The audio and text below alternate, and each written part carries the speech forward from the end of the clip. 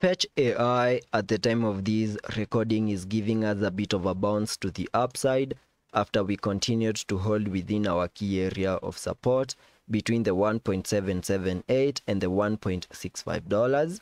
And now all I'm expecting to see is a break above our next key area of resistance above the $1.952, flipping that key area back into support. We have also continued to obey the Elliot structures, and on today's update video I will be discussing a potential breakout scenario, give you the most significant key areas of supports that we need to pay attention to, and above all discuss my long-term price prediction analysis. So make sure that you stick around till the end of the video. And for those of you that might want to take a trade, you can check out Bybit, which is my go-to exchange, where you can see that on sign up you can now claim up to $50 in sign up bonuses and get a chance to earn up to $30,000 in deposit bonuses. And I will be leaving a link down in the description box that you can use for registration. Starting the video on the 4-hour chart,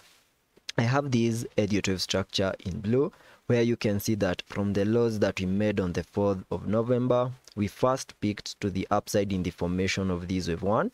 then we saw a pullback in the formation of this wave 2, a bounce in the formation of this wave 3, a wave 4, and finally peaked to the upside in the formation of this wave 5 in a move that gave us a high above the $2.2. And having seen this 5-wave structure to the upside, I believe that we completed an even larger Elliot wave count 3, and having seen the formation of this wave 3, I was expecting a bit of a short-term pullback in the formation of this wave 4, whose minimum pullback target areas were given by connecting the Fibonacci's from the lows that we made on the 4th of November to the highs above the $2.2 in a move that gave me a minimum pullback target area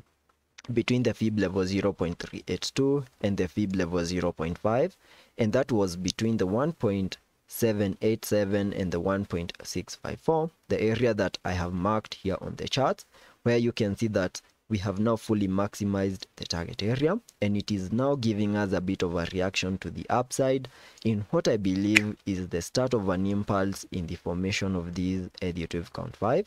And for us to get a confirmation that things might get a little bit impulsive in the formation of this wave 5, we need to see a break above resistance above the 1.95, flipping that key area back into support, and also manage to break above the high we made above the $2.2. The moment that plays out, then I will continue expecting higher prices in the formation of that wave 5, whose minimum target areas can be given by connecting the Fibonacci's from the lows that we made in the formation of these larger Elliot wave count 1 on the 5th of August to the high of the wave 1, then dragging the fibs to the highs above the $2.2 in a move that gives me a minimum target area for that Elliot wave count 5 at the fib level 0.618, and that is above the 2.868. So that is my first target area for that Elliot wave count 5, and that is all I'm expecting on the short term here on the Fetch AI chart. And in case of any sudden pullbacks, losing the $1.65, then that will be suggesting a more bearish case scenario. Jumping to the daily chart, I still maintain that we got our bear market lows last year and started an impulsive movement to the upside that peaked above the 3.479 in the formation of this wave 1. Then we started a pullback in the formation of this wave 2 into the minimum pullback target areas highlighted on the charts using this blue target area,